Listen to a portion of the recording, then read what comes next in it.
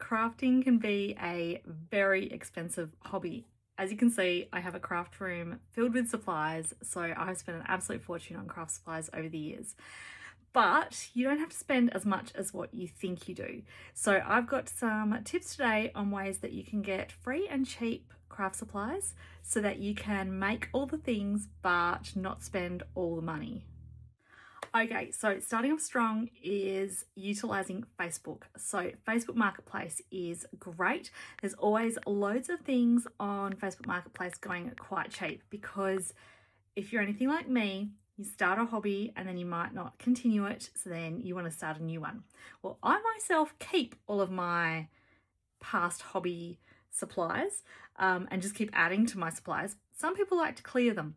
So those are the people that we want to find. So you can find all sorts of stuff, but not just supplies. You can also get things like tools and storage things as well.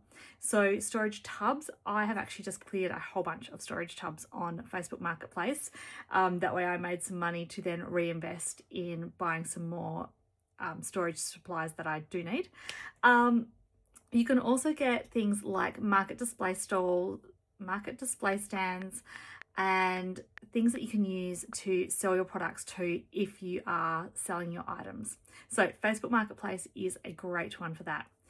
Facebook also has lots of groups. So there are destashing groups specifically for general craft or specific crafts. And there's also buy nothing pages. So buy nothing pages work normally in a really hyper-local area where you can request items. So if you've got something specific that you need, you can ask on those buy nothing pages, and if someone's got that thing and they don't need it anymore and they're happy to give it to you, you get it for free. So buy nothing is always great because it's a free resource, and the other ways on Facebook are just generally a lot cheaper than if you were to buy something for new. So next up, along the lines of those destash pages, there are also crafty destash markets. So in our area, we have quite a few markets that are specific for you clearing your craft supplies. You're not allowed to sell made product there. I think some of them allow partially made products. So if you've crocheted or knitted up some granny squares, you can sell the squares, but you can't sell the blankets. Things like that. So destash markets are always a good one because you find so many treasures there that you never knew existed. Following on from the destash markets, you've also got general garage sales as well as swap meets, car boot sales, those sorts of events. So they can also be great resources, especially if you think out of the box a little. So finding things that you can use to texture your polymer clay or your clay, things that you can use for junk journaling, things like that. Sometimes people sell some really quirky things, and if you think outside the box, some of these things can be really useful. Next up, we have another one of my favorite hobbies, and that is op shopping. So op shops can be a fantastic resource for cheap supplies. So again, you can sometimes find things like half-finished projects there, or project kits that people have been gifted and just don't want.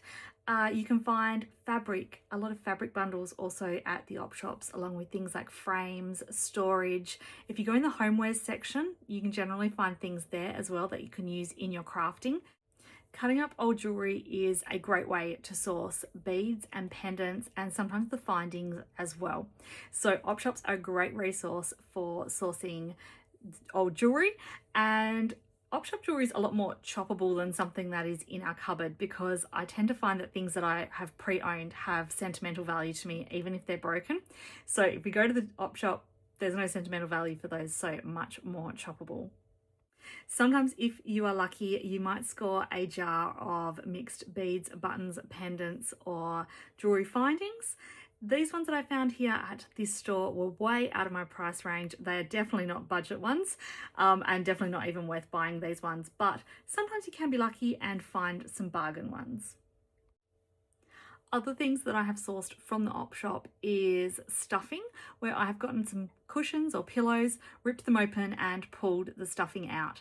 So especially if you can tell that a cushion is new and hasn't been used, it's a great way to get cheap stuffing, because otherwise that stuff can be really expensive.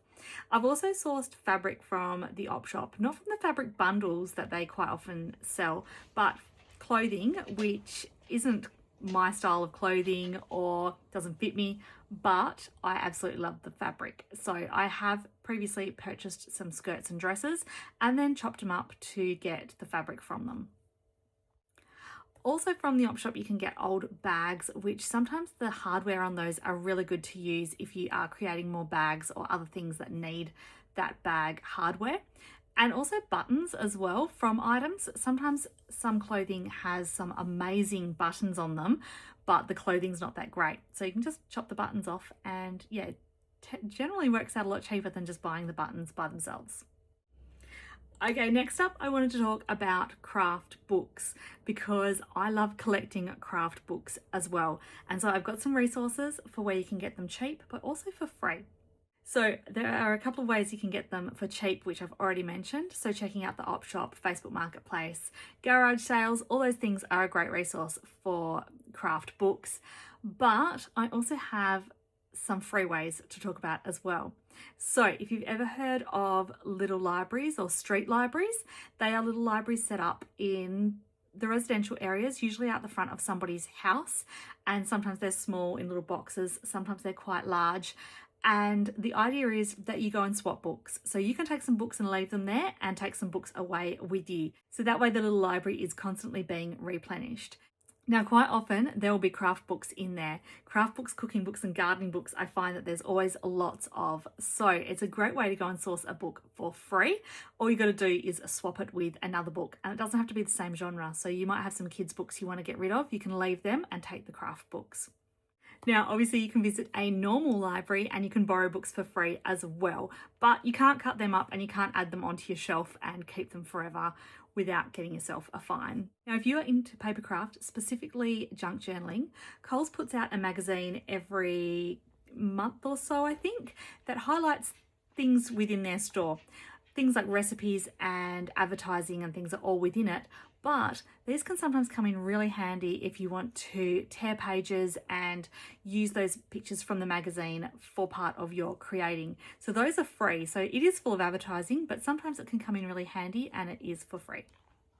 Another free resource is when it is your birthday or someone's birthday in your household and they get lots of presents, because the things like the gift wrap, the gift bags, the ribbons, and any other decorative things that are included in that gift can all be reused. So you can reuse them for actual gift giving, or you can use the bits in your crafting as well. So that's always great to keep a box to the side and fold up those papers and keep it all nicely to the side for when you need something for one of your crafts.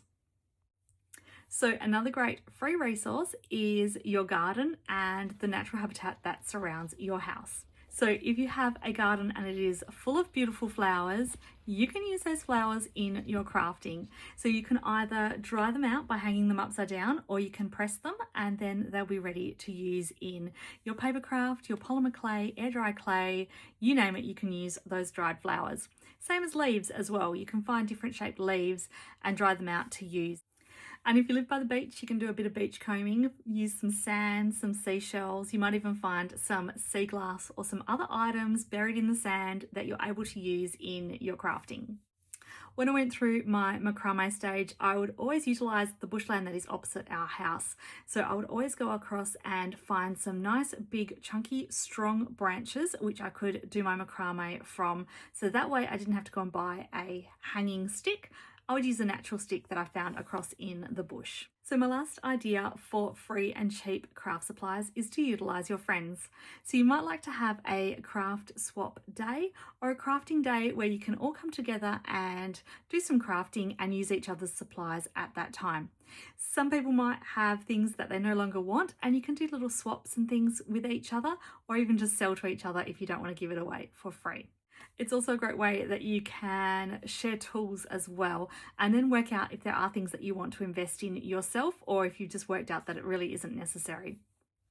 So I hope I have given you a bunch of ideas to get started with stocking your craft room with free and cheap supplies.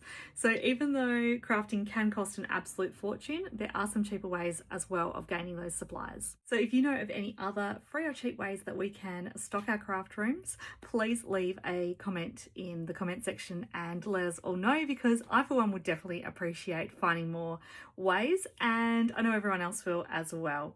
So in the meantime, I hope you guys all enjoy going and do some free and cheap shopping, and I shall see you again next week with another tutorial. So thanks for joining me, and I'll see you next week. Bye!